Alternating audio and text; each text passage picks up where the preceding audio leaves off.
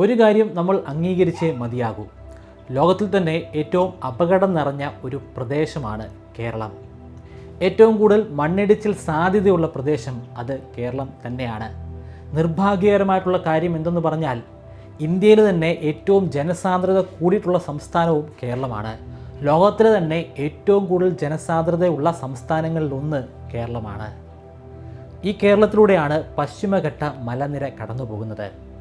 കേരളത്തിലൂടെ മാത്രമല്ല, ഗുജറാത്തിൻ്റെ തെക്കേ അറ്റം മുതൽ അങ്ങ് കന്യാകുമാരി വരെ നീണ്ടു കിടക്കുന്നതാണ് പശ്ചിമഘട്ട മലനിര. ഇതിൽ തന്നെ ഏറ്റവും ചെങ്കുത്തായതും ഏറ്റവും അപകടം നിറഞ്ഞതുമായിട്ടുള്ള പശ്ചിമഘട്ട മലനിര കേരളത്തിലൂടെയാണ് കടന്നു പോകുന്നത്. നമ്മുടെ വയനാടും ഇടുക്കിയുമൊക്കെ ഏറ്റവും ഉയരം കൂടിയിട്ടുള്ള ഏറ്റവും അപകടം നിറഞ്ഞിട്ടുള്ള പ്രദേശമാണ്. എങ്ങനെയാണ് ഈ പശ്ചിമഘട്ട പ്രദേശം ഏറ്റവും അപകടം നിറഞ്ഞ ഒരു പ്രദേശമായി മാറിയത്? എന്തുകൊണ്ടാണ് അവിടെ നിരന്തരമായിട്ട് മണ്ണിടിച്ചിൽ സംഭവിച്ചുകൊണ്ട് തന്നെ ഇരിക്കുന്നത്? അത് മനസ്സിലാക്കണമെങ്കിൽ നമ്മൾ ഒരു ചരിത്രം അറിഞ്ഞിരിക്കണം. ഒരുപാട് വർഷം പഴക്കമുള്ള ഒരു ചരിത്രം. കേരളമുണ്ടായ, പശ്ചിമഘട്ട മലനിരകളുണ്ടായ ഒരു ചരിത്രം. നമ്മൾ സ്കൂൾ തലത്തിൽ തന്നെ പഠിച്ചിട്ടുള്ള, ജോഗ്രഫിയിൽ പഠിച്ചിട്ടുള്ള ഒരു കാര്യമാണ്, പുതിയതായിട്ടുള്ള കാര്യമൊന്നുമല്ല. ഏതാണ്ട് 20 കോടി വർഷങ്ങൾക്കും 15 കോടി വർഷങ്ങൾക്കും മുൻപുള്ള ഒരു കാലഘട്ടം. ആ കാലഘട്ടത്തിൽ ദക്ഷിണ ഭാഗത്തായിട്ട് അല്ലെങ്കിൽ സദേൺ ഹെമിസ്ഫിയറിലായിട്ട് ഒരു വലിയ ഭൂഖണ്ഡമുണ്ടായിരുന്നു. ഗോണ്ട്വാന എന്ന പേരിലാണ് ആ സൂപ്പർ കോണ്ടിനെൻ്റ് അറിയപ്പെടുന്നത്. അതിൽ ആഫ്രിക്ക അടങ്ങിയിട്ടുണ്ട്, ഓസ്ട്രേലിയ അടങ്ങിയിട്ടുണ്ട്, ഇന്ത്യൻ സബ് കോണ്ടിനെൻ്റ് അടങ്ങിയിട്ടുണ്ട്, സൗത്ത് അമേരിക്ക അടങ്ങിയിട്ടുണ്ട്, അന്റാർട്ടിക്ക അടങ്ങിയിട്ടുണ്ട്. അവശേഷിക്കുന്ന ബാക്കി ഭാഗങ്ങൾ, അതായത് ഏഷ്യ, യൂറോപ്പ്, നോർത്ത് അമേരിക്ക, ആ പ്രദേശങ്ങളെല്ലാം കൂടിച്ചേർന്ന് ലൗറീഷ്യ എന്ന് പറയുന്ന മറ്റൊരു സൂപ്പർ കോണ്ടിനെൻറ്റും ഉണ്ടായിരുന്നു. 15 കോടി വർഷങ്ങൾക്കും 20 കോടി വർഷങ്ങൾക്കും മുൻപുള്ള ഒരു കാലഘട്ടം. ആ കാലഘട്ടത്തിൽ ഗോണ്ട്വാന എന്ന് പറയുന്ന സൂപ്പർ കോണ്ടിനെൻ്റ് പല കഷ്ണങ്ങളായിട്ട് മുറിഞ്ഞു മാറാൻ തുടങ്ങി. അതിൽ തന്നെ ഉണ്ടായിരുന്ന ഇന്ത്യൻ സബ് കോണ്ടിനെൻ്റ് ഉത്തരഭാഗത്തേക്കാണ് പോയത്. ഇതെങ്ങനെയാണ് അവിടെ നിന്നും അടർന്ന് നീങ്ങിപ്പോകുന്നത്? ചില ആളുകളൊക്കെ വിശ്വസിക്കുന്നത് ഇത് ഈ സമുദ്രത്തിലൂടെ നീന്തി പോവുകയാണെന്നാണ്. എന്നാൽ സമുദ്രവും ഇങ്ങനെ ഒഴുകിപ്പോകുന്ന ആ ഒരു പ്ലേറ്റിൻ്റെ ഭാഗമാണ്.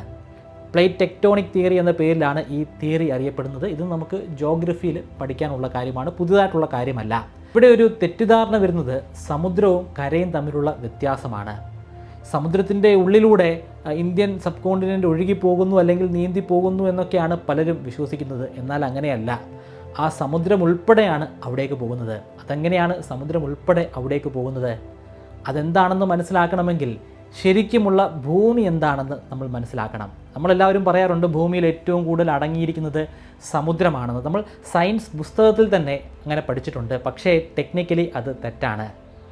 വർഷങ്ങൾക്ക് മുൻപ്, അതായത് ഭൂമി ഉണ്ടായ കാലഘട്ടത്തിൽ, അതായത് 450 കോടി വർഷങ്ങൾക്ക് മുൻപുള്ള കാലഘട്ടത്തിൽ ഇവിടെ സമുദ്രമുണ്ടായിരുന്നില്ല, ഇവിടെ ജലമുണ്ടായിരുന്നില്ല. നമ്മുടെ സൗരയൂഥം ഒരു വലിയ ഗോളത്തിൻ്റെ ഉള്ളിലാണ് സ്ഥിതി ചെയ്യുന്നത്. ഗോളമെന്ന് പറഞ്ഞാൽ അത് ഒരു ഗ്രഹമായിട്ടോ ഒരു വലിയ പന്തായിട്ടോ ഒന്നും നിങ്ങൾ ചിന്തിക്കരുത്. കുറേയധികം ചെറിയ പദാർത്ഥങ്ങൾ കൊണ്ട് സൃഷ്ടിക്കപ്പെട്ടിട്ടുള്ള ഒരു വലിയ ഗോളമാണ്. അതിൻ്റെ ഉള്ളിൽ സൗരയൂഥം സ്ഥിതി ചെയ്യുന്നു. ഈ ചെറിയ പദാർത്ഥങ്ങൾ പരസ്പരം കൂട്ടിമുട്ടുന്നില്ല. ആസ്ട്രോയിഡുകൾ പോലെ, വാൽനക്ഷത്രങ്ങൾ പോലെ അവിടെ ഇങ്ങനെ കറങ്ങിക്കൊണ്ടിരിക്കുകയാണ്. അവിടെ നിന്നും ചില ഘട്ടത്തിലൊക്കെ സൂര്യൻ്റെ ശക്തമായിട്ടുള്ളൊരു ഗ്രാവിറ്റി കാരണം ചില കഷ്ണങ്ങളൊക്കെ അല്ലെങ്കിൽ ചില സെലസ്റ്റിയൽ ബോഡികളൊക്കെ അവിടെ നിന്നും അടർന്ന് സൂര്യന് നേരെ സഞ്ചരിക്കുന്നതാണ്. അതിനെയാണ് നമ്മൾ വാൽനക്ഷത്രമായിട്ട് കാണുന്നത്. ഇങ്ങനെ ധാരാളമായിട്ട് വാൽനക്ഷത്രങ്ങൾ വർഷങ്ങൾക്ക് മുൻപുണ്ടായിരുന്നു. ഇപ്പോഴുള്ള വാൽനക്ഷത്രങ്ങളുടെ എണ്ണം താരതമ്യേന കുറവാണ്. ആദ്യ കാലഘട്ടത്തിൽ 450 കോടി വർഷം മുൻപുള്ള കാലഘട്ടത്തിൽ ഇവിടെ വലിയ അരാജകത്വം തന്നെയായിരുന്നു. ഇവിടെ നമുക്കിപ്പോൾ 8 ഗ്രഹങ്ങളുണ്ട്. എന്നാൽ ആ കാലഘട്ടത്തിൽ വളരെ വലിപ്പം കുറഞ്ഞിട്ടുള്ള കുറേയധികം സെലസ്റ്റിയൽ ബോഡികളായിരുന്നു ഉണ്ടായിരുന്നത്. അവയെ നമുക്ക് പ്ലാനറ്റ്സ് അല്ലെങ്കിൽ ഗ്രഹങ്ങളെന്ന് പറയാൻ സാധിക്കുകയില്ല. അതിന് മുൻപുള്ള ഒരു ഘട്ടമാണ്. അതിനെ നമുക്ക് പ്രോട്ടോ പ്ലാനറ്റ്സ് എന്ന് പറയാം. ഈ പ്രോട്ടോ പ്ലാനറ്റ്സ് തുരതുര പരസ്പരം കൂട്ടിയിടിച്ചുകൊണ്ടിരിക്കുകയാണ്. ആ കാലഘട്ടത്തിൽ തന്നെ ഓർട്ട് ക്ലൗഡിൽ ഉണ്ടായിരുന്ന ഈ വാൽനക്ഷത്രം എന്ന് വിശേഷിപ്പിക്കാൻ പറ്റുന്ന സെലസ്റ്റിയൽ ബോഡികളും ഭൂമിയിൽ വന്ന് പതിക്കുകയുണ്ടായി. ഈ വാൽനക്ഷത്രം എന്ന് പറയുന്ന വസ്തുവിൽ ധാരാളമായി ജലത്തിൻ്റെ സാന്നിധ്യം ഉണ്ടായിരുന്നു. അങ്ങനെയാണ് ഭൂമിയിൽ ജലമുണ്ടാകുന്നത്. അതായത് ആ കാലഘട്ടത്തിൽ ഭൂമി എന്ന് പറയുന്നത് പൂർണ്ണമായിട്ടും കര മാത്രം ഉണ്ടായിരുന്ന ഒരു പ്രദേശമാണ്. കരയെന്ന് പറയുമ്പോൾ വളരെയധികം താഴ്ന്ന പ്രദേശമുണ്ട്, വളരെയധികം ഉയർന്നു നിൽക്കുന്ന പ്രദേശങ്ങളുണ്ട്. ഇന്ന് നമുക്ക് കോണ്ടിനെൻ്റലായിട്ട് കാണാൻ സാധിക്കുന്ന അതായത് ഭൂഖണ്ഡങ്ങളായിട്ട് കാണാൻ സാധിക്കുന്നതൊക്കെ ഉയർന്ന പ്രദേശമാണ്, സമുദ്രങ്ങളൊക്കെ താഴ്ന്ന പ്രദേശമാണ്. അതായത് സമുദ്രത്തിൻ്റെ അടിയിൽ തീർച്ചയായിട്ടും അതിൻ്റെ അടിത്തട്ടുണ്ട്, അത് കര തന്നെയാണ്. വർഷങ്ങളോളം നീണ്ടുനിന്ന ശക്തമായിട്ടുള്ള മഴയായിരുന്നു. ഭൂമിയിൽ ജലം എങ്ങനെ എത്തിച്ചേർന്നു എന്ന് ഞാൻ പറഞ്ഞു. ആ കാലഘട്ടത്തിലെ അതിശക്തമായിട്ടുള്ള താപനില കാരണം ഈ ജലമൊക്കെ ഉരുകി അന്തരീക്ഷത്തിലേക്ക് പോവുകയും പിന്നീട് അതിശക്തമായിട്ടുള്ള ഒരു മഴയായിട്ട് മാറുകയും ചെയ്യുന്നു. ഈ മഴയെ തുടർന്നാണ് താഴ്ന്നു കിടക്കുന്ന പ്രദേശങ്ങളിലൊക്കെ ജലം നിറയാൻ തുടങ്ങിയത്. അങ്ങനെയാണ് സമുദ്രങ്ങൾ ഉണ്ടായത്. സമുദ്രത്തിൻ്റെ അടിത്തട്ടെന്ന് പറയുന്നത് കര തന്നെയാണ്. ഇന്ത്യൻ സബ് കോണ്ടിനെൻ്റിനോട് ചേർന്ന് കിടക്കുന്നത് ഇന്ത്യൻ ഓഷ്യനാണ്. ആ ഇന്ത്യൻ ഓഷ്യൻ്റെ അടിത്തട്ടെന്ന് പറയുന്നത് ഇന്ത്യൻ സബ് കോണ്ടിനെൻ്റിൻ്റെ ഭാഗമാണ്. ആ പ്രദേശം കുറേ കൂടെ താഴ്ന്ന പ്രദേശമായി പോയി എന്നത് മാത്രമാണ് ഇവിടുത്തെ വ്യത്യാസം. അപ്പോൾ ആ ഒരു ഭാഗം കൂടിയാണ് ഗോണ്ട്വാനയിൽ നിന്നും അടർന്നു മാറി നമ്മുടെ ലൗറീഷ്യയിൽ വന്ന് കൂട്ടിയിടിക്കുന്നതിന് മുമ്പുള്ള കുറേ കാര്യങ്ങൾ നമുക്ക് പറയണം. അവിടെയാണ് വെസ്റ്റേൺ ഘാട്ട്സിൻ്റെ രൂപകൽപ്പന ഉണ്ടാകുന്നത്. വെസ്റ്റേൺ ഘാട്ട്സ് അങ്ങനെയാണ് സൃഷ്ടിക്കപ്പെടുന്നത്. പക്ഷേ ഇത് ഒഴുകിപ്പോകുന്നത് എങ്ങനെയാണെന്ന് ഇപ്പോഴും ഞാൻ പറഞ്ഞിട്ടില്ല. അത് പറയണമെങ്കിൽ ഭൂമിയുടെ ഉള്ളിലുള്ള ചില കാര്യങ്ങളെക്കുറിച്ച് മനസ്സിലാക്കണം. ഇതും വളരെ ചെറിയ ക്ലാസ്സുകളിൽ തന്നെ നമ്മൾ പഠിക്കുന്ന, സ്കൂൾ തലത്തിൽ പഠിക്കുന്ന കാര്യങ്ങളാണ്. ഭൂമിയുടെ ഉള്ളിൽ ഏറ്റവും മധ്യഭാഗത്തായിട്ട് വളരെയധികം താപനില കൂടിയൊരു പ്രദേശമുണ്ട്. കോർ എന്ന പേരിലാണ് അത് അറിയപ്പെടുന്നത്. അതിൻ്റെ മുകളിലായിട്ട് മാൻഡിൽ വരും, അതിൻ്റെ മുകളിലായിട്ട് ക്രസ്റ്റ് വരും. അതായത് നമ്മൾ ഈ താമസിക്കുന്ന ഈ ഒരു പ്രദേശം വരും. ഏറ്റവും ഉള്ളിലാണ് ഏറ്റവും ശക്തമായിട്ടുള്ള താപനില ഉള്ളത്. മുകളിലേക്ക് പോകും തോറും താപനില കുറയുന്നതാണ്. അവിടെയും ഒരു ചോദ്യമുണ്ട്. ഇതൊക്കെ ശാസ്ത്രമാകണമെങ്കിൽ, അനുമാനങ്ങൾ അല്ലാതെ ആകണമെങ്കിൽ അതിൻ്റെ കാരണങ്ങൾ പറയാനായിട്ട് നമുക്ക് സാധിക്കണം, അത് തെളിയിക്കാനും നമുക്ക് സാധിക്കണം. ഈ കാര്യങ്ങളൊക്കെ തന്നെ നമുക്ക് മനസ്സിലാക്കാനും തെളിയിക്കാനും സാധ്യമായിട്ടുണ്ട്. ഏറ്റവും കൂടുതൽ താപനില ഉണ്ടായിരുന്നത് 450 കോടി വർഷങ്ങൾക്ക് മുൻപുള്ള ഒരു കാലഘട്ടത്തിലാണ്. അപ്പോൾ ഏറ്റവും കൂടുതൽ താപനില ഉണ്ടാവാനുള്ള കാരണം കൂട്ടിയിടിയാണ്. ഞാൻ പറഞ്ഞല്ലോ, ഒരുപാട് പ്രോട്ടോ പ്ലാനറ്റുകൾ ഉണ്ടായിരുന്നു. അവയെല്ലാം പരസ്പരം കൂട്ടിയിടിക്കുമായിരുന്നു. നമ്മൾ ആളൊഴിഞ്ഞ ഗ്രാമത്തിലുള്ള ഒരു റോഡിലൂടെ വാഹനം ഓടിച്ച് പോവുകയാണെങ്കിൽ നമുക്ക് വലിയ കൂട്ടിയിടിയൊന്നുമില്ലാതെ, വലിയ തടസ്സങ്ങളൊന്നുമില്ലാതെ പോകാം. പക്ഷേ നമ്മൾ തിരക്കേറിയ ഒരു പട്ടണത്തിലൂടെയാണ് യാത്ര ചെയ്യുന്നതെങ്കിൽ അവിടെ ഒരുപാട് വാഹനങ്ങളുണ്ട്. അതിനിടയിൽ ചില മുട്ടലും തട്ടലുമൊക്കെ സംഭവിക്കുക സ്വാഭാവികമാണ്. പക്ഷേ ബോധമുള്ള, ഡ്രൈവിംഗ് നന്നായിട്ട് അറിയാവുന്ന, എല്ലാ കാര്യങ്ങളും മനസ്സിലാക്കി സ്വയം നിയന്ത്രിക്കുന്ന ഡ്രൈവേഴ്സാണ് ഈ കാറുകൾ ഓടിക്കുന്നത്. എന്നാൽ വർഷങ്ങൾക്ക് മുമ്പുണ്ടായിരുന്ന സൗരയൂഥത്തിലെ കാര്യം അങ്ങനെയല്ല. അവിടെ ഡ്രൈവർമാരൊന്നുമില്ല.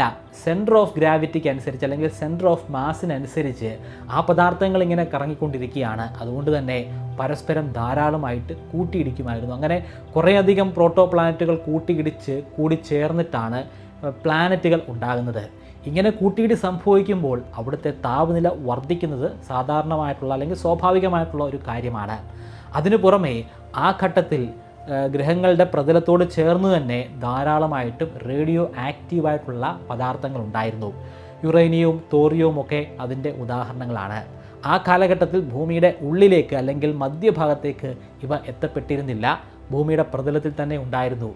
റേഡിയോ ആക്റ്റീവ് എന്ന് പറയുന്ന പദാർത്ഥങ്ങൾ അത് വളരെ അൺസ്റ്റേബിളായിട്ടുള്ള എലമെൻറ്റുകളാണ്. നമ്മൾ സാധാരണഗതിയിൽ ഉപയോഗിക്കുന്ന എലമെൻറ്റുകൾ പോലെയല്ല യുറേനിയവും തോറിയവും ഒക്കെ, പ്ലൂട്ടോണിയവും ഒക്കെ.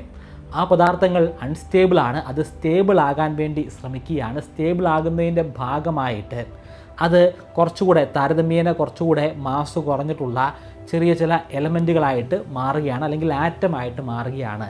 അങ്ങനെ ഒരു വലിയ ആറ്റം ചെറിയ ആറ്റമായിട്ട് മാറുമ്പോൾ അവിടെ വലിയ അളവിലുള്ള ഊർജ്ജം വെളിയിലേക്ക് വരുന്നതാണ്. അത് റേഡിയേഷനായിട്ടാണ് വരുന്നത്. ഈ വലിയ അളവിലുള്ള താപം സൃഷ്ടിക്കുന്നതാണ്. 450 കോടി വർഷം മുമ്പുള്ള ചരിത്രത്തിൽ ഈ താപനില വളരെ കൂടുതലായിരുന്നു. കാരണം ഈ പദാർത്ഥങ്ങളൊക്കെ ഭൂമിയുടെ പ്രതലത്തോട് ചേർന്നായിരുന്നു ഉണ്ടായിരുന്നത്.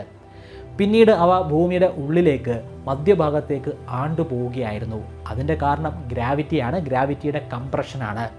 നിങ്ങൾ വലിപ്പമുള്ള ഗ്രഹങ്ങളെല്ലാം നോക്കുക, വലിപ്പം കുറഞ്ഞിട്ടുള്ള ഗ്രഹങ്ങളെ നോക്കുക, എല്ലാ ഗ്രഹങ്ങളെയും നോക്കുക, ആസ്ട്രോയിഡുകൾ ഒഴികെയുള്ള എല്ലാ സെലസ്റ്റിയൽ ബോഡികളെയും നോക്കുക. വലിപ്പം കൂടുതലുണ്ടെങ്കിൽ അവയുടെ രൂപം ഏതാണ്ട് ഒരു ഗോളത്തിൻ്റെ, ഒരു സ്പിയറിൻ്റെ രൂപമായിരിക്കും. വലിപ്പക്കുറവാണെങ്കിൽ വളരെയധികം കുറഞ്ഞ ആസ്ട്രോയിഡുകളോ അല്ലെങ്കിൽ വളരെ ചെറിയ ചില സാറ്റലൈറ്റുകളോ ഒക്കെ ആണെങ്കിൽ അതിന് ഗോളത്തിൻ്റെ രൂപം ഉണ്ടായിരിക്കുകയില്ല. വളരെ ഇറഗുലറായിട്ടുള്ള ഷേപ്പായിരിക്കും. വളരെ വലിപ്പമുണ്ടെങ്കിൽ അവിടെ മാസ് അല്ലെങ്കിൽ പിണ്ഡം വളരെ കൂടുതലായിരിക്കും, മാറ്റർ വളരെ കൂടുതലായിരിക്കും. കൂടുതലായിട്ട് മാറ്റർ ഉണ്ടെങ്കിൽ ആ മാറ്റർ കാരണം സൃഷ്ടിക്കപ്പെടുന്ന ഗ്രാവിറ്റി വളരെ കൂടുതലായിരിക്കും. ഗ്രാവിറ്റി എന്ന് പറയുമ്പോൾ അത് ആ ഗ്രഹത്തിൻ്റെ അല്ലെങ്കിൽ ആ സെലസ്റ്റിയൽ ബോഡിയുടെ മധ്യഭാഗത്തേക്കായിരിക്കും പ്രവർത്തിക്കുക. എല്ലാ പദാർത്ഥങ്ങളെയും അതിൻ്റെ മധ്യഭാഗത്തേക്ക് കൊണ്ടുവരാനായിട്ട് ശ്രമിക്കുന്നു. ഏറ്റവും മധ്യഭാഗത്ത് അതിശക്തമായിട്ടുള്ള ഒരു പ്രഷറായിരിക്കും ഉണ്ടായിരിക്കുക. ഈ ശക്തമായിട്ടുള്ള പ്രഷർ കാരണവും അവിടെ താപനില വർദ്ധിക്കുന്നതാണ്. പ്രതലത്തിൽ ആ പ്രഷർ അനുഭവപ്പെടുന്നില്ല. റേഡിയോ ആക്റ്റീവ് മെറ്റീരിയലൊക്കെ ഭൂമിയുടെ മധ്യഭാഗത്തേക്ക് ഏതാണ്ട് മധ്യഭാഗത്തേക്ക് പോയിട്ടുണ്ട്. ഭാരക്കുറവുള്ള സിലിക്ക പോലുള്ള നമ്മുടെ മണലും ഒക്കെ ഉണ്ടല്ലോ, കല്ലുകളൊക്കെ ഉണ്ടല്ലോ, അതൊക്കെ സിലിക്ക കൊണ്ട് സൃഷ്ടിക്കപ്പെട്ടതാണ്.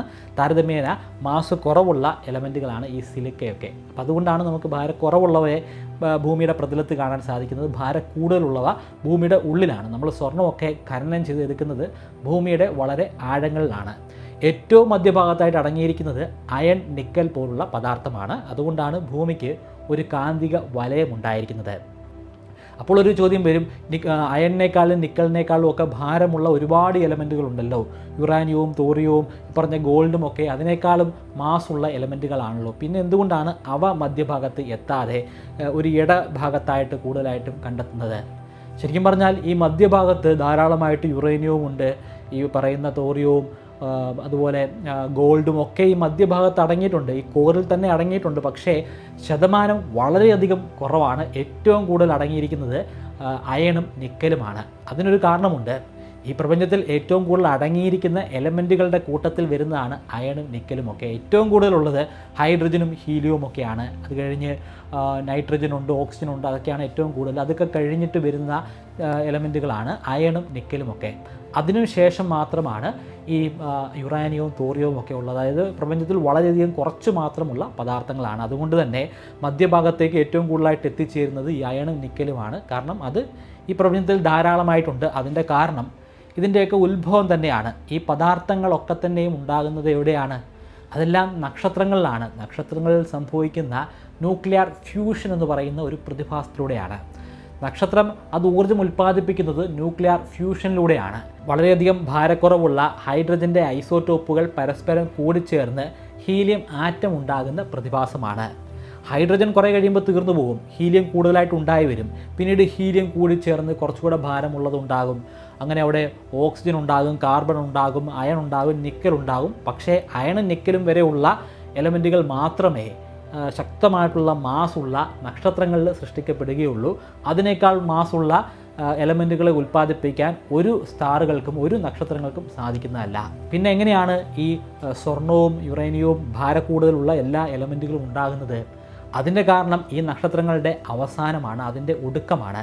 നക്ഷത്രങ്ങളുടെ ഒടുക്കത്തിൽ അവ ഒരു സൂപ്പർനോവ എന്ന് പറയുന്ന ഒരു പ്രതിഭാസമായിട്ട് മാറുകയാണ്. അപ്പോൾ ഈ സൂപ്പർനോവയിലൂടെ അയണും നിക്കലും കഴിഞ്ഞുള്ള കുറച്ചുകൂടെ ഭാരമായിട്ടുള്ള എലമെൻറ്റുകൾ ഉണ്ടാകുന്നു. കാരണം സൂപ്പർനോവയിൽ വലിയൊരു ഊർജ്ജം സൃഷ്ടിക്കപ്പെടുന്നതാണ്. ആ ഊർജ്ജത്തിൽ മാത്രമേ അയണിനേക്കാളും നിക്കലിനേക്കാളും മാസുള്ള എലമെൻറ്റുകൾക്ക് സൃഷ്ടിക്കപ്പെടാൻ സാധിക്കുകയുള്ളൂ. അതുകൊണ്ട് തന്നെ അയണും നിക്കലും ഏറ്റവും കൂടുതലാണ്. അത് ഭൂമിയുടെ മധ്യഭാഗത്ത് ധാരാളമായിട്ട് അടങ്ങിയിട്ടുണ്ട്.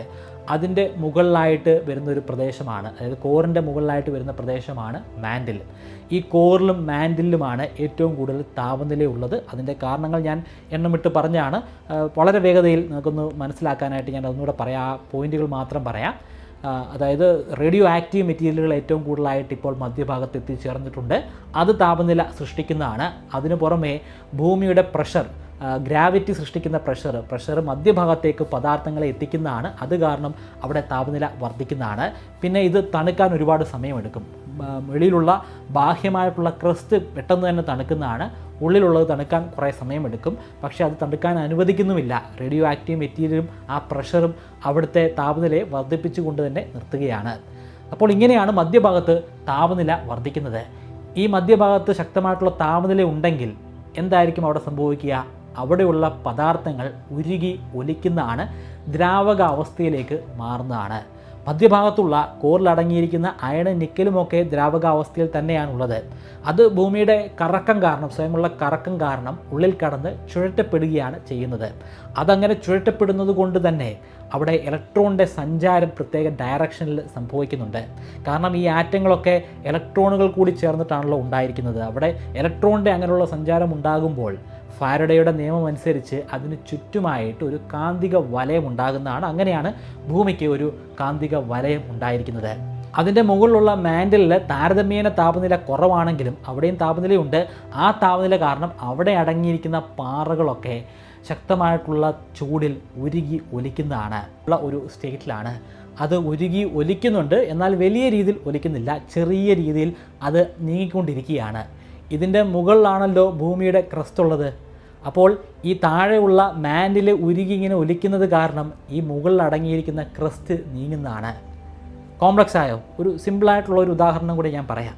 നമ്മുടെ പുഴയിലൂടെ ഒഴുകി പോകുന്ന ഒരു വഞ്ചി, ആ വഞ്ചിയിൽ ഒരു വഞ്ചിക്കാരനൊന്നും ഇല്ലെന്ന് കരുതുക, നമ്മൾ വെറുതെ അതിലിരിക്കുകയാണ്. അങ്ങനെയാണെങ്കിൽ ആ പുഴയുടെ ദിശയനുസരിച്ച് ഈ വഞ്ചി ഒഴുകി പോകുമല്ലോ. അങ്ങനെയാണ് നമ്മുടെ ക്രസ്റ്റിൽ അടങ്ങിയിരിക്കുന്ന പ്ലേറ്റുകൾ സഞ്ചരിക്കുന്നത്. നമ്മുടെ ഭൂമിയുടെ പ്രതലത്തിൽ കാണുന്ന ക്രസ്റ്റിനെ നമുക്ക് പല പല പ്ലേറ്റുകളായിട്ട് തരംതിരിക്കാൻ സാധിക്കും. ഇന്ത്യൻ സബ് കോണ്ടിനെൻറ്റ് അത്തരത്തിലുള്ള ഒരു പ്ലേറ്റാണ്. ആദ്യഘട്ടം മുതൽ തന്നെ ഇങ്ങനെ പ്ലേറ്റുകളാൽ സൃഷ്ടിക്കപ്പെട്ടതല്ല ഭൂമി. ആദ്യം ഒരൊറ്റ ക്രസ്റ്റ് തന്നെ ആയിരുന്നു. പക്ഷേ ഇത് പരസ്പരം അടർന്ന് മുറിഞ്ഞു പോകുന്നതാണ്. നമ്മളൊരു ബിസ്ക്കറ്റിൻ്റെ ഒരു കഷ്ണം ഈ ഒഴുകി നടക്കുന്ന പുഴയിൽ ഇടുക, അത് താഴേക്ക് മുങ്ങിപ്പോകുന്നില്ല എന്ന് സങ്കല്പിക്കുക. അങ്ങനെ നമ്മൾ ഇട്ട് കഴിഞ്ഞാൽ കുറേ കഴിയുമ്പോൾ അത് പല കഷ്ണങ്ങളായിട്ട് അലിഞ്ഞ് അടർന്ന് മാറിപ്പോകുന്നതാണ്. ഒരു പേപ്പർ ഇട്ടാലും, ഒരു പരന്ന പേപ്പർ നിങ്ങളിട്ടാലും ആ പേപ്പർ ഒഴുകിപ്പോയി കുറേ ഘട്ടം കഴിയുമ്പോൾ ആ പേപ്പർ നനഞ്ഞ് കീറി പല കഷ്ണങ്ങളായിട്ട് മാറുന്നതാണ്. അപ്പോൾ അതുപോലെ ആ പ്രത്യേക സ്ഥലത്തെ അല്ലെങ്കിൽ പ്രത്യേക പ്രദേശത്തെ മണ്ണിൻ്റെയും പദാർത്ഥങ്ങളുടെയും ഒക്കെ ഘടനയനുസരിച്ച് വിള്ളലുകൾ വീഴുകയും ഒന്നായിട്ടുണ്ടായിരുന്ന ക്രസ്റ്റ് പല കഷ്ണങ്ങളായിട്ട് മുറിഞ്ഞു മാറുകയും ചെയ്തു. ഇങ്ങനെ മുറിഞ്ഞു മാറിയിട്ടുള്ള ഒരു പ്ലേറ്റാണ് ഇന്ത്യൻ സബ് കോണ്ടിനെൻ്റ്. അത് ഗോണ്ട്വാനയിൽ നിന്നും അടർന്നു മാറി അത് സഞ്ചരിക്കുകയാണ് ലൗറേഷ്യ എന്ന ഒരു പ്ലേറ്റിലേക്ക്. ഇപ്പോൾ നിങ്ങൾക്ക് മനസ്സിലായി കാണും എങ്ങനെയാണ് ഈ പ്ലേറ്റ് സഞ്ചരിച്ചതെന്ന്. പക്ഷേ അന്നത്തെ സബ് കോണ്ടിനെൻ്റ് അത് വെറും ഇന്ത്യൻ സബ് കോണ്ടിനെൻ്റ് മാത്രമായിരുന്നില്ല. നമ്മുടെ കേരളത്തോട് ചേർന്ന് മറ്റൊരു ഭൂഭാഗം കൂടി ഉണ്ടായിരുന്നു. ആ ഭൂഭാഗം ഇപ്പോഴുമുണ്ട്, പക്ഷേ നമ്മുടെ കേരളത്തിൻ്റെ ഭാഗമല്ല. മഡഗാസ്കർ എന്ന പേരിലാണ് ആ പ്രദേശം അറിയപ്പെടുന്നത്. നമ്മൾ ഭൂപടം നോക്കുകയാണെങ്കിൽ ആഫ്രിക്കയുടെ കിഴക്ക് ഭാഗത്തായിട്ട് ഒരു ദ്വീപ് നമുക്ക് കാണാൻ സാധിക്കും. അതാണ് മഡഗാസ്കർ. ഗോണ്ട്വാനയിൽ നിന്നും അടർന്നു മാറുന്ന സാഹചര്യത്തിൽ ഈ മഡഗാസ്കർ നമ്മുടെ ഇന്ത്യൻ സബ് കോണ്ടിനോട് ചേർന്നായിരുന്നു. നമ്മുടെ കന്യാകുമാരി മുതൽ അങ്ങ് ഗുജറാത്തിൻ്റെ തെക്കേ അറ്റം വരെയുള്ള പ്രദേശത്ത് അത് ചേർന്ന് കിടപ്പുണ്ടായിരുന്നു.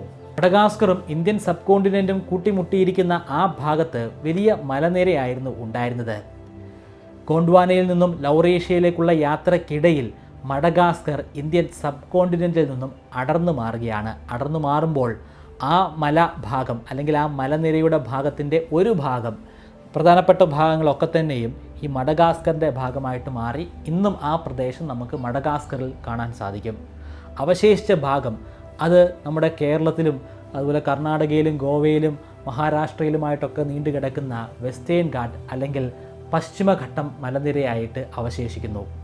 ഈ പശ്ചിമഘട്ടം മലനിരയിലേക്ക് നോക്കുകയാണെങ്കിൽ എല്ലാ ഭാഗവും ഒരുപോലെയല്ല നിൽക്കുന്നത്. മഹാരാഷ്ട്രയുടെ ഭാഗത്തൊക്കെ തന്നെയും വലിപ്പം കുറഞ്ഞിട്ടുള്ള വെസ്റ്റേൺ ഘാട്ട്സ് ആണ്. തെക്കൻ ഭാഗത്തേക്ക് പോകുമ്പോഴാണ് അതിൻ്റെ വലിപ്പം ഏറ്റവും കൂടുതൽ വർദ്ധിക്കുന്നത്.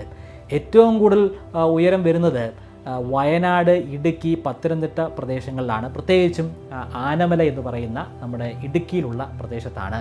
ഇതിന് ഇടയിലായിട്ട് പാലക്കാടിൻ്റെ ഭാഗത്തായിട്ട് ഒരു വലിയ വിടവ് നമുക്ക് കാണാൻ സാധിക്കും. അതാണ് നമ്മൾ തമിഴ്നാട്ടിലേക്ക് യാത്ര ചെയ്യാനായിട്ട് ഉപയോഗിക്കുന്ന ഒരു വലിയ വാലി. മഹാരാഷ്ട്രയിലും ഗോവയിലുമൊക്കെ അടങ്ങിയിരിക്കുന്ന വെസ്റ്റേൺ ഘാട്ട്സ് പേടിക്കേണ്ട വെസ്റ്റേൺ ഘാട്ട്സ് അല്ല. അതിൻ്റെ കാരണം അതിൻ്റെ ഉയരം കുറവാണ് എന്നത് മാത്രമല്ല, അതിലടങ്ങിയിരിക്കുന്ന പദാർത്ഥങ്ങളുടെ വ്യത്യാസമാണ്. അതെങ്ങനെയാണ് വ്യത്യസ്തമായിട്ടുള്ള പദാർത്ഥമായി മാറിയത്? ഇതെല്ലാം ഒറ്റ മലനിരയുടെ ഭാഗമായിരുന്നല്ലോ, അപ്പോൾ ഒന്നായിരിക്കേണ്ടതല്ലേ? അതിനൊരു കാരണമുണ്ട്. ഒരു പ്രതിഭാസം നടന്നിട്ടുണ്ട്. ഇന്ത്യൻ മഹാസമുദ്രത്തിൽ ഒരു റീയൂണിയൻ ഹോട്ട്സ്പോട്ട് ഉണ്ട്. ഭൂമിയുടെ ക്രസ്റ്റിൻ്റെ ഉള്ളിലടങ്ങിയിരിക്കുന്ന മാൻഡിലിൽ ഉരുകി ഒലിച്ചിട്ടുള്ള പാറകളുണ്ടെന്ന് പറഞ്ഞല്ലോ. പാറകൾ ഉരുകി ഒലിച്ചു കഴിഞ്ഞാൽ പിന്നെ അത് മാഗ്മയായിട്ട് മാറുന്നതാണ്. ചില ഘട്ടങ്ങളിൽ അവിടെയുള്ള പാറകൾ കൂടുതലായിട്ട് ഉരുകി ഒലിക്കുന്നതാണ്, കൂടുതലായിട്ട് മാഗ്മ ഉണ്ടാകുന്നതാണ്. മാഗ്മയ്ക്ക് പാറകളേക്കാൾ ഭാരക്കുറവാണുള്ളത്. ഭാരക്കുറവുള്ള വസ്തുക്കൾ മുകളിലേക്ക് പൊങ്ങി വരും, ഭാരം കൂടുതലുള്ളത് താഴേക്ക് താന്നു പോകും. നിങ്ങളൊരു കുളത്തിലേക്ക് ഒരു കല്ലെടുത്തിടുക, ആ കല്ലിന് ഡെൻസിറ്റി കൂടുതലാണ്, അത് താഴ്ന്നു പോകും. ഒരു ഇലയാണ് നിങ്ങൾ എടുത്തിരുന്നതെങ്കിൽ അത് അതിൻ്റെ മുകളിൽ കിടക്കുന്നതാണ്. നിങ്ങൾ ഒരു പ്ലാസ്റ്റിക് ബോൾ പുഴയുടെ ആഴങ്ങളിലേക്ക് കൊണ്ടുപോവുക, നിങ്ങൾ കൈ മാറ്റിക്കഴിഞ്ഞാൽ ആ പ്ലാസ്റ്റിക് ബോൾ മുകളിലേക്ക് ഉയർന്നു വരുന്നതാണ്. അതുപോലെ തന്നെ ഈ മാഗ്മ മുകളിലേക്ക് വരുന്നതാണ്. മാഗ്മ വരുന്നത് ചില ഹോട്ട് സ്പോട്ടുകളിലേക്കാണ്, ചില ക്യാവിറ്റികളിലേക്കാണ് എത്തിച്ചേരുക. ആ ക്യാവിറ്റികളാണ് വോൾക്കാനോ ആയിട്ട് മാറുന്നത്, അതായത് അഗ്നിപർവ്വതങ്ങളായിട്ട് മാറുന്നത്. അഗ്നിപർവ്വതങ്ങളുടെ പ്രവർത്തനവുമായി ബന്ധപ്പെട്ട് ഞാൻ മറ്റൊരു വീഡിയോ ചെയ്തിട്ടുണ്ട്, അതുകൊണ്ട് അതിൻ്റെ വിശകലനത്തിലേക്ക് കിടക്കുന്നില്ല.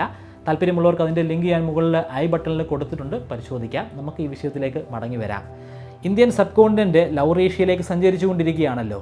അതിനിടയിൽ ഒരു റീയൂണിയൻ ഹോട്ട്സ്പോട്ട് ഉണ്ട്. ഞാൻ ഈ പറഞ്ഞ മാഗ്മ മുകളിലേക്ക് ഉയർന്നു വരുന്ന ഒരു പ്രദേശമുണ്ട്, ഒരു ക്യാവിറ്റി ഉണ്ട്. അത് സമുദ്രഭാഗത്താണ് സ്ഥിതി ചെയ്യുന്നത്. ഇന്ത്യൻ സബ് കോണ്ടിനെൻ്റ് അതിന് മുകളിലൂടെ കടന്നു പോവുകയുണ്ടായി. ഇന്ത്യൻ സബ് കോണ്ടിനെൻ്റ് ഒഴുകിപ്പോകുന്നത് പോലെ റീയൂണിയൻ ഹോട്ട്സ്പോട്ട് എന്തുകൊണ്ടാണ് ഒഴുകിപ്പോകാത്തതെന്നായിരിക്കും നിങ്ങൾ ചിന്തിക്കുക. അതിനൊരു കാരണമുണ്ട്. ഞാൻ പറഞ്ഞ കാര്യം തന്നെയാണ്. മാൻഡലിൻ്റെ ഏറ്റവും മുകളിലുള്ള ഭാഗം അത് അല്പം ഉരുകിയിട്ടേ ഉള്ളൂ, പൂർണ്ണമായിട്ടും ഉരുകി ഒലിച്ചിട്ടില്ല. അത് അല്പം ഉരുകി അത് കുറേശ്ശെയായിട്ട് നീങ്ങിക്കൊണ്ടിരിക്കുകയാണ്. അത് നീങ്ങുന്നതനുസരിച്ചാണ് മുകളിലെ പ്ലേറ്റ് നീങ്ങുന്നത്. അതിനും താഴെ, അതായത് ഈ അപ്പർ മാൻഡലിനും താഴെയുള്ള ഒരു ഭാഗമുണ്ട്. അവിടെ കുറേ കൂടി ഉരുകി ഒലിച്ചിട്ടുള്ള ശരിക്കുമുള്ള മാഗ്മ അടങ്ങിയിട്ടുണ്ട്. അപ്പോൾ ആ മാഗ്മ നീങ്ങുന്നതനുസരിച്ചല്ല ഇന്ത്യൻ പ്ലേറ്റ് നീങ്ങുന്നത്. ആ മാഗ്മ ചില ക്യാവിറ്റികളിലൂടെയൊക്കെ മുകളിലേക്ക് വരുന്നുണ്ട്. ആ പ്രദേശമൊക്കെ ഈ അപ്പർ മാൻഡലിന് താഴെയുള്ള ഭാഗമാണ്. ആ ഭാഗം പ്ലേറ്റുകൾ നീങ്ങുന്നതനുസരിച്ച് നീങ്ങുന്നില്ല. അതുകൊണ്ട് തന്നെ അതുവഴി എല്ലായ്പ്പോഴും കൃത്യമായിട്ട് മുകളിലേക്ക് ഈ മാഗ്മയുടെ ഒരു പ്രവാഹം ഉണ്ടായിരിക്കും. ആ പ്രവാഹം പ്ലേറ്റുകൾ നീങ്ങുന്നതനുസരിച്ച് നീങ്ങുന്നതല്ല. ഇങ്ങനെ ഇന്ത്യൻ സബ് കോണ്ടിനെൻ്റ് ലൗറേഷ്യയിലേക്ക് സഞ്ചരിക്കുന്നതിനിടയിൽ ഈ റീയൂണിയൻ ഹോട്ട്സ്പോട്ടിൻ്റെ അരികിലൂടെ കടന്നുപോയി. അങ്ങനെയാണ് കടന്നു പോയിട്ടുള്ള ആ ഒരു പ്രദേശത്ത് വലിയ രീതിയിലുള്ള അഗ്നിപർവ്വത സ്ഫോടനം ഉണ്ടാവുകയുണ്ടായി. ധാരാളമായിട്ട് മാഗ്മ ഭൂമിയുടെ ഉള്ളിൽ നിന്നും പ്രതലത്തിലേക്ക് എത്തിച്ചേർന്നു. ഭൂമിയുടെ പ്രതലത്തിൽ എത്തിച്ചേർന്ന് കഴിഞ്ഞാൽ മാഗ്മയിൽ അടങ്ങിയിരിക്കുന്ന ചില വാതകങ്ങൾ, വോൾക്കാനിക് ഗ്യാസുകൾ, പ്രധാനമായിട്ടും സൾഫർ ഡയോക്സൈഡ്, കാർബൺ ഡയോക്സൈഡ്, അതൊക്കെ അന്തരീക്ഷത്തിൻ്റെ ഭാഗമായിട്ട് മാറുന്നതാണ്. അതുകൊണ്ട് തന്നെ മാഗ്മയുടെ രൂപത്തിലല്ല അത് പ്രതലത്തിൽ എത്തിച്ചേരുക. ആ വോൾക്കാനിക് ഗ്യാസുകളൊക്കെ നഷ്ടപ്പെട്ട് അന്തരീക്ഷവുമായിട്ട് റിയാക്ട് ചെയ്തിട്ടുള്ള മറ്റൊരു പദാർത്ഥമാണ്, അത് ലാവയാണ്. അങ്ങനെ വലിയൊരു ലാവ പ്രവാഹമുണ്ടായി. മുകളിലേക്ക് ഉയർന്നു വന്ന ലാവകൾ ഒഴുകിപ്പോയത് ഇന്ത്യൻ സബ് കോണ്ടിനെൻറ്റിൻ്റെ ദക്ഷിണ ഭാഗത്തേക്കാണ്. ഇതേ ദക്ഷിണ ഭാഗത്ത് തന്നെയാണ് വെസ്റ്റേൺ ഗാട്സ് സ്ഥിതി ചെയ്യുന്നത്. കൃത്യമായിട്ട് പറഞ്ഞാൽ ഉത്തരഭാഗത്തുള്ള മഹാരാഷ്ട്രയുടെയും ഗുജറാത്തിൻ്റെയും ഒക്കെ ഭാഗമായിട്ട് അടങ്ങിയിരിക്കുന്ന, ഗുജറാത്ത് എന്ന് പറഞ്ഞാൽ അതിൻ്റെ ബോർഡറാണ്, ആ ഭാഗത്തായിട്ട് അടങ്ങിയിരിക്കുന്ന പ്രദേശത്തേക്ക് ലാവ എത്തിച്ചേർന്നു. അതിന് ആ ഒരു പ്രദേശം മാത്രമല്ല, അതിൻ്റെ കിഴക്ക് ഭാഗത്തായിട്ടും ധാരാളമായിട്ട് ലാവ എത്തിയിട്ടുണ്ടായിരുന്നു. എന്നാൽ വെസ്റ്റേൺ ഗാട്സിൽ ഈ ലാവ എത്തിച്ചേർന്നതോടുകൂടി അവിടുത്തെ പ്രതലത്തിൻ്റെ സ്വഭാവം തന്നെ മാറി. ഈ ഉരുകി ഒലിച്ച പാറകൾ പിന്നീട് ബസാൾട്ട് പാറകളായിട്ട് മാറി. ബസാൾട്ട് പാറകളാവുമ്പോൾ അതിൻ്റെ കാഠിന്യം താരതമ്യേന വളരെ കൂടുതലാണ്. അതുകൊണ്ട് തന്നെ ഈ മഹാരാഷ്ട്ര ഭാഗങ്ങളിലുള്ള വെസ്റ്റേൺ ഗാട്സ് കാര്യമായിട്ടുള്ള പ്രശ്നങ്ങൾ സൃഷ്ടിക്കുന്നില്ല. അതേസമയം നമ്മുടെ ഭാഗത്തേക്ക് വരുമ്പോൾ ഇവിടെയുള്ള വെസ്റ്റേൺ ഗാട്സിലെ പ്രതലത്തിൽ അടങ്ങിയിരിക്കുന്നത് പ്രധാനമായിട്ടും ഗ്രാനൈറ്റ്, ലാറ്ററൈറ്റ് മണ്ണുകളാണ്.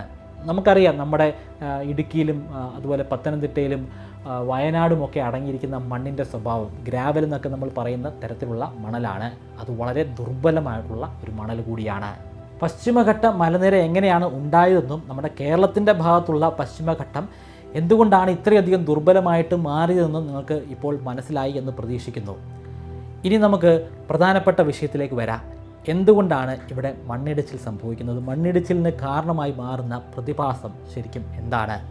അത് പറയുന്നതിന് മുൻപ് ഇതുവരെ ഞാൻ പറഞ്ഞിട്ടുള്ള കാര്യങ്ങൾ പെട്ടെന്ന് ഒന്ന് ഞാൻ റീക്യാപ്പ് ചെയ്യാം. നിങ്ങൾക്കത് കൂടുതൽ സഹായപ്രദമാകുമെന്ന് പ്രതീക്ഷിക്കുന്നു. തുടർന്നുള്ള ഭാഗങ്ങളിലേക്ക് പോകുമ്പോഴും അതൊന്ന് ഓർത്തു വയ്ക്കുന്നത് നല്ലതായിരിക്കും. പശ്ചിമഘട്ട മലനിരകൾ ഉണ്ടാവാനുള്ള കാരണം ഉരുത്തിരിയുന്നത് ഏതാണ്ട് 20 കോടി വർഷങ്ങൾക്കും 15 കോടി വർഷങ്ങൾക്കും മുൻപുള്ള ഒരു കാലഘട്ടത്തിലായിരുന്നു. ആ സമയത്ത് ഗോണ്ട്വാന എന്ന് പറയുന്ന സൂപ്പർ കോണ്ടിനെൻ്റിൻ്റെ ഭാഗമായിരുന്ന ഇന്ത്യൻ സബ് കോണ്ടിനെൻ്റ് അവിടെ നിന്നും അടർന്നു മാറി. ഇന്ത്യൻ സബ് കോണ്ടിനോട് ഒപ്പം തന്നെ കേരളത്തിൻ്റെ ഭാഗത്തോട് ചേർന്ന് തന്നെ മഡഗാസ്കർ എന്ന് പറയുന്ന ഒരു ഭാഗം കൂടി ഉണ്ടായിരുന്നു. എന്നാൽ അത് അധികം നാൾ ഇന്ത്യൻ സബ് കോണ്ടിനോടൊപ്പം സഞ്ചരിച്ചില്ല. അത് അവിടെ നിന്നും അടർന്നു മാറി പോവുകയായിരുന്നു. അതിനെ തുടർന്ന് ആ മഡഗാസ്കറിൻ്റെയും ഇന്ത്യൻ സബ് കോണ്ടിനെൻ്റെയും അതിർത്തിയിലുണ്ടായിരുന്ന ഒരു മലനിര, ആ മലനിര രണ്ടായിട്ട് മുറിച്ചു മാറ്റപ്പെട്ടു. അതിൻ്റെ ഒരു ഭാഗം മഡഗാസ്കറിൽ തന്നെ നമുക്കിപ്പോഴും കാണാൻ സാധിക്കും. ബാക്കി ഭാഗം അത് ഗുജറാത്തിൻ്റെ തെക്ക് മുതൽ അങ്ങ് കന്യാകുമാരി വരെ നീണ്ടു കിടക്കുന്ന ഒരു വലിയ മലനിരയാണ്.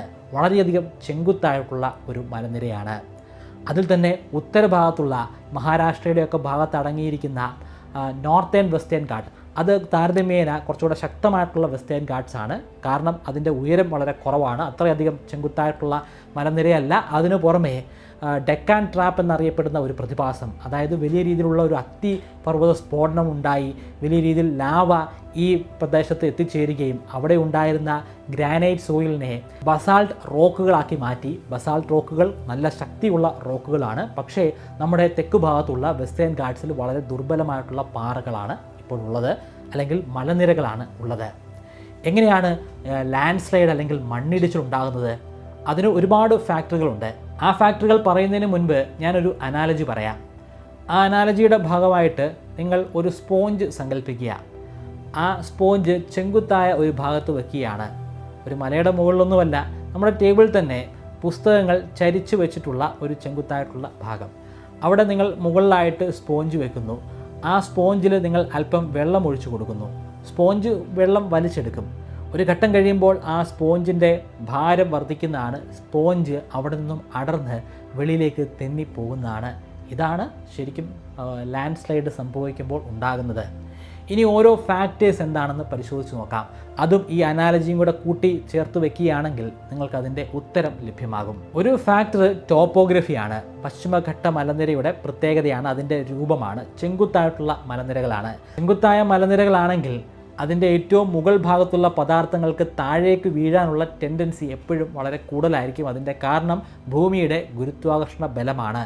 ഏറ്റവും മുകളിലായിട്ട് അതിൻ്റെ മാസ് വളരെ കുറവായിരിക്കും, താഴേക്ക് പോകുമ്പോഴായിരിക്കും മാസ് ഉണ്ടായിരിക്കുക. മുകളിലുള്ള ഭാഗത്ത് ഒരു ചെറിയ ഇൻസ്റ്റെബിലിറ്റി ഉണ്ടായിക്കഴിഞ്ഞാൽ ഗ്രാവിറ്റി അതിനെ അവിടെ നിന്നും വലിച്ച് താഴേക്കിടുന്നതാണ്. ഈ അൺസ്റ്റെബിലിറ്റി എന്ന് പറയുന്നത് പല രീതിയിലുണ്ട്. മനുഷ്യനിർമ്മിതമായിട്ടുള്ള അൺസ്റ്റെബിലിറ്റി ഉണ്ട്. നമ്മൾ കെട്ടിടങ്ങൾ ധാരാളമായിട്ട് അവിടെ പണിയുകയാണെങ്കിൽ, പൈലിംഗ് പോലുള്ള പ്രക്രിയകൾ സംഭവിക്കുകയാണെങ്കിൽ ഒരു അൺസ്റ്റെബിലിറ്റി സംഭവിക്കും. ഗ്രാവിറ്റി അതിനെ വലിച്ച് നിലത്തേക്ക് ഇടുന്നതാണ്. അതിനു പുറമെ സ്വാഭാവികമായിട്ടുണ്ടാകുന്ന ചില കാര്യങ്ങളുണ്ട്. നാച്ചുറലി ഉണ്ടാകുന്ന മഴ പോലുള്ള പ്രതിഭാസങ്ങളുണ്ട്. അതും അൺസ്റ്റെബിലിറ്റി സൃഷ്ടിക്കുന്നതാണ്. ഭൂമിയുടെ ഗുരുത്വാകർഷണം അതിനെ വലിച്ച് നിലത്തേക്ക് ഇടുന്നതാണ്. രണ്ടാമത്തെ ഫാക്ടർ അത് മഴ തന്നെയാണ്. അതിശക്തമായിട്ടുള്ള മഴ പെയ്യുമ്പോൾ സ്പോഞ്ച് എങ്ങനെയാണോ ജലത്തെ ആഗിരണം ചെയ്യുന്നത്, അതുപോലെ തന്നെ അവിടുത്തെ മണലും ഈ ജലത്തെ ആഗിരണം ചെയ്യുന്നതാണ്. അവിടെ ഉരുൾപൊട്ടൽ സംഭവിക്കുന്നതാണ്. മൂന്നാമത്തെ ഫാക്ടർ ജോഗ്രഫിക്കലായിട്ടുള്ള ഫാക്ടറാണ്. ആ പ്രദേശത്ത് അടങ്ങിയിരിക്കുന്ന മണലിൻ്റെ പ്രത്യേകത ഞാൻ പറഞ്ഞു. ഗ്രാനൈറ്റ്, ലാറ്ററൈറ്റ് സോയിലുകളാണ്. അവയുടെ പ്രത്യേകത അവയ്ക്ക് പരസ്പരം കൂടിച്ചേർന്ന് നിൽക്കാനുള്ള ശേഷി വളരെയധികം കുറവാണ്. പൈലിങ്ങോ ശക്തമായിട്ടുള്ള മഴയോ ഒക്കെ സംഭവിക്കുകയാണെങ്കിൽ, പൈലിംഗ് തന്നെ വേണമെന്നില്ല, അവിടെ എന്തെങ്കിലും തരത്തിലുള്ള ഒരു കൺസ്ട്രക്ഷൻ വർക്ക് നടന്നാൽ പോലും അത് അതിൻ്റെ മണ്ണിനെ ബാധിക്കുന്നതാണ്. അവിടെ നിന്നും അടർന്ന് താഴേക്ക് വീഴുന്നതാണ്. എന്നാൽ ഭൂമി തന്നെ ഈ ഗ്രാനൈറ്റ് സോയിലിനെയും ലാറ്ററൈറ്റ് സോയിലിനെയും അവിടെ ഉറപ്പിച്ച് നിർത്താനായിട്ടുള്ള ഒരു സൊല്യൂഷൻ കണ്ടെത്തിയിട്ടുണ്ട്. അത് മരങ്ങളാണ്. ധാരാളമായിട്ടും മരങ്ങളുണ്ടെങ്കിൽ ആ മരങ്ങളുടെ വേരുകൾ അവിടെ അടങ്ങിയിരിക്കുന്ന മണലിനെ നിലത്തേക്ക് ചേർത്ത് വെക്കുന്നതാണ്. മണ്ണിടിച്ചിലിൻ്റെ സാധ്യത വളരെയധികം കുറയുന്നതുമാണ്. പക്ഷേ ധാരാളമായിട്ട് മരങ്ങൾ വെട്ടിമാറ്റുകയാണെങ്കിൽ ഈ ഉറപ്പ് മണ്ണുകൾക്ക് നഷ്ടമാകും. ധാരാളമായി മണ്ണിടിയാനുള്ള സാധ്യത വർദ്ധിക്കുന്നതാണ്. നാലാമത്തെയും അവസാനത്തെയും ഫാക്ടർ ഗ്രൗണ്ട് വാട്ടറാണ്. ഭൂമിയിൽ മഴ പെയ്യുമ്പോൾ ആ മഴ പൂർണ്ണമായിട്ടും അറബിക്കടലിലേക്ക് പോകുന്നില്ല. ആ വെള്ളം ഭൂമിയുടെ ഉള്ളിലേക്ക് ആണ്ട് പോകുന്നുമുണ്ട്. അത് ഗ്രൗണ്ട് വാട്ടറിൻ്റെ ഭാഗമായിട്ട് മാറുകയാണ്. നമ്മൾ കിണർ കുഴിക്കുമ്പോൾ നമുക്ക് ലഭ്യമാകുന്നത് ഈ ഗ്രൗണ്ട് വാട്ടറാണ്. അതുപോലെ കേരളത്തിലെ മിക്ക നദികളും ഉണ്ടാകുന്നത് ഈ ഗ്രൗണ്ട് വാട്ടറിലൂടെയാണ്. ഗ്രൗണ്ട് വാട്ടറിൻ്റെ ലെവല് ഈ മലനിരകളിലേക്ക് പോകുമ്പോൾ ചില ഭാഗങ്ങളിൽ വളരെ കുറവാണ്. അവിടെ ഉറവയായിട്ട് ആ ജലം വെളിയിലേക്ക് വരുന്നതാണ്. വലിയ രീതിയിലുള്ള മഴ ഉണ്ടാകുമ്പോൾ അണ്ടർഗ്രൗണ്ട് വാട്ടറിൻ്റെ ലെവല് മുകളിലേക്ക് ഉയർന്നു വരുന്നതാണ്. ഇപ്പം വെള്ളം കയറാതിരിക്കാനായിട്ട് നമ്മൾ മതിൽ കെട്ടിയിട്ട് കാര്യമില്ല. മതിൽ കെട്ടി ജലത്തിൻ്റെ ഒഴുക്ക് നമ്മൾ തടഞ്ഞാലും നമ്മൾ നിൽക്കുന്ന ഭാഗത്തെ മണ്ണിനടിയിൽ നിന്നും ജലം മുകളിലേക്ക് ഉയർന്നു വരുന്നതാണ്. ഇങ്ങനെ ശക്തമായിട്ടുള്ള മഴ പെയ്യുമ്പോൾ ഭൂമിയുടെ ഉള്ളിൽ അടങ്ങിയിരിക്കുന്ന ഗ്രൗണ്ട് വാട്ടറിൻ്റെ ലെവലും ഉയർന്നതാണ്. അത് മുകളിലേക്ക് വരുന്നതാണ്. അവിടെ ഹൈഡ്രോസ്റ്റാറ്റിക് പ്രഷർ പ്രവർത്തിക്കുന്നതാണ്. ശക്തമായിട്ടുള്ള ജലം ഇങ്ങനെ മുകളിലേക്ക് ഉയർന്നു വരുന്നത് കാരണം മുകളിലേക്ക് ഒരു ഉന്ത് അല്ലെങ്കിൽ ഒരു പ്രഷർ സംഭവിക്കുന്നതാണ്. മുകളിൽ എന്തെങ്കിലും വലിയ പാറകളോ കല്ലുകളോ ഉണ്ടെങ്കിൽ ആ കല്ലുകളെയും പാറകളെയും ഒക്കെ ഉന്തി വെളിയിലേക്ക് ഇട്ടുകൊണ്ട് അത് ശക്തമായിട്ട് വെളിയിലേക്ക് തെറിക്കുന്നതാണ്. അതാണ് കൃത്യമായിട്ട് ഇവിടെ സംഭവിച്ച പ്രതിഭാസം. ഇത് നടക്കുന്നത് അരുവികളുടെ ഭാഗത്തായിരിക്കും, അല്ലെങ്കിൽ ഒരു നദിയുടെ തുടക്ക ഘട്ടത്തിലായിരിക്കും. ഇവിടെ നടന്നതും അത്തരത്തിലുള്ള ഒരു പ്രതിഭാസമായിരുന്നു. ഈ മണ്ണിടിച്ചിലൊക്കെ അവസാനിപ്പിക്കാനുള്ള സൊല്യൂഷൻ എന്താണെന്ന് ചോദിച്ചാൽ അങ്ങനെ ഒരു സൊല്യൂഷൻ ഇല്ല എന്നതാണ്. അവിടെ നിന്നും നമ്മൾ ഒഴിഞ്ഞു മാറുക, പ്രകൃതിക്ക് തന്നെ ആ പ്രദേശങ്ങൾ വിട്ടുകൊടുക്കുക. പക്ഷേ ഇത്രയധികം ജനസാന്ദ്രതയുള്ള നമ്മുടെ കേരളത്തിൽ അത് സാധ്യമാകുമോ? അവിടെ നിന്നും ആളുകളെ കുടിയൊഴിപ്പിച്ചു കഴിഞ്ഞാൽ അവർക്ക് നമ്മൾ താമസിക്കാൻ ഏത് പ്രദേശമാണ് വിട്ടുകൊടുക്കുക? അങ്ങനെ വിട്ടുകൊടുക്കാൻ നമ്മുടെ കയ്യിൽ എന്തെങ്കിലും പ്രദേശമുണ്ടോ? ഒരിക്കലുമില്ല. അത് അസാധ്യമായിട്ടുള്ള ഒരു കാര്യമാണ്. അത് ഒഴിവാക്കാൻ നമ്മളെക്കൊണ്ട് സാധിക്കുകയില്ല. അതുമായി പൊരുത്തപ്പെട്ട് ജീവിച്ചു പോകാൻ മാത്രമേ സാധിക്കുകയുള്ളൂ. ഇനിയും ഇവിടെ ധാരാളമായി ഉരുൾപൊട്ടും, ലാൻഡ് സ്ലൈഡ് ഉണ്ടാകും. സ്വാഭാവികമായിട്ടും ഇനി നടക്കാൻ പോകുന്ന കാര്യങ്ങൾ തന്നെയാണ്. അതിൻ്റെ ഫ്രീക്വൻസിയിൽ കുറവ് വരുത്താൻ നമുക്ക് സാധിക്കും. അതിനുവേണ്ടി കർശനമായിട്ടുള്ള നിയമങ്ങൾ കൊണ്ടുവരിക. നിർമ്മാണ പ്രവൃത്തികളൊന്നും തന്നെ ആ മേഖലകളിൽ ചെയ്യാതിരിക്കുക. ഘാട്കൽ കമ്മിറ്റിയുടെ റിപ്പോർട്ട് പൂർണ്ണമായിട്ടും ഉപയോഗിക്കാൻ നമുക്ക് സാധിക്കുകയില്ല. പക്ഷേ കസ്തൂരി രംഗൻ്റെ റിപ്പോർട്ട് കുറേയൊക്കെ നമുക്ക് പ്രാബല്യത്തിൽ കൊണ്ടുവരാൻ സാധിക്കും. അത് യാഥാർത്ഥ്യമാക്കുക. കൺസ്ട്രക്ഷൻ വർക്കുകൾ പൂർണ്ണമായിട്ടും അവിടെ നിന്നും ഇനിയെങ്കിലും ഒഴിവാക്കുക. മറ്റ് സൊല്യൂഷനുകൾ, കൂടുതലായിട്ട് ഫ്ലാറ്റുകൾ മറ്റ് പരന്ന പ്രദേശങ്ങളിലായിട്ട് സ്ഥാപിക്കാനായിട്ട് സർക്കാർ മുൻകൈയെടുക്കുക. നമ്മുടെ പക്കലുള്ള സൊല്യൂഷൻ അത് മാത്രമാണ്. ഇപ്പോൾ വലിയ രീതിയിൽ പ്രതിസന്ധിയിലൂടെ കടന്നു പോകുന്ന നമ്മുടെ സഹോദരന്മാരും സഹോദരിമാരുമുണ്ട്. അവരെ നമുക്ക് സഹായിക്കാൻ പറ്റുന്ന കാര്യങ്ങളൊക്കെ തന്നെ ചെയ്യാം. മുഖ്യമന്ത്രിയുടെ ദുരിതാശ്വാസ നിധിയുണ്ട്. അല്ലെങ്കിൽ നിങ്ങൾക്ക് മറ്റേതെങ്കിലും ഒരു ഓർഗനൈസേഷനിലൂടെയും പണം നിങ്ങൾക്ക് ലഭ്യമാക്കാം. ഇവിടെ ഞാൻ മുഖ്യമന്ത്രിയുടെ ദുരിതാശ്വാസ നിധിയുടെ അക്കൗണ്ട് ഡീറ്റെയിൽസ് കൊടുക്കുന്നുണ്ട്. താല്പര്യമുള്ളവർക്ക് അതിൽ പണം നിക്ഷേപിക്കാം. അല്ലാതെ നേരിട്ട് കൊടുക്കാനാണ് താല്പര്യപ്പെടുന്നതെങ്കിൽ അപ്രകാരവും ചെയ്യാം. നമ്മളെല്ലാവരും ഒന്നു ചേർന്ന് നിന്ന് കഴിഞ്ഞാൽ ഈ പ്രകൃതിയോട് പൊരുത്തപ്പെട്ട് പോകാൻ നമ്മളെക്കൊണ്ട് സാധിക്കും. ഒരുപാട് അപകടങ്ങൾ ഇനിയും വരും. പക്ഷേ അവിടെ ഒന്നും നമ്മൾ പിന്മാറാതെ ഈ ജീവിതവുമായിട്ട് നമുക്ക് മുൻപോട്ട് പോകണം. കാരണം നമ്മൾ പിറന്നു വീണത് നമ്മുടെ ഈ ഒരു കൊച്ചു കേരളത്തിലാണ്. കേരളം അതിമനോഹരമാണ്. പക്ഷേ അതുപോലെ തന്നെ ഇവിടെ വലിയ രീതിയിലുള്ള അപകടങ്ങൾ ഒളിഞ്ഞിരിപ്പുണ്ട്. ആ അപകടങ്ങളെ നമ്മൾ നേരിടുക തന്നെ വേണം. ആസ്ട്രോഫിസിക്സ് പഠിക്കാൻ താല്പര്യമുള്ളവർക്ക് വേണ്ടി ഞാനൊരു ഓൺലൈൻ സർട്ടിഫിക്കേഷൻ കോഴ്സ് കണ്ടക്ട് ചെയ്യുന്നുണ്ട്.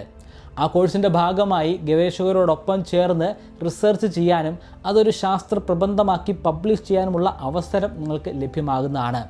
കോഴ്സിൽ രജിസ്റ്റർ ചെയ്യാനായിട്ട് ഫസ്റ്റ് കമൻറ്റിൽ പിൻ ചെയ്ത് കൊടുത്തിരിക്കുന്ന ലിങ്ക് പരിശോധിക്കുക.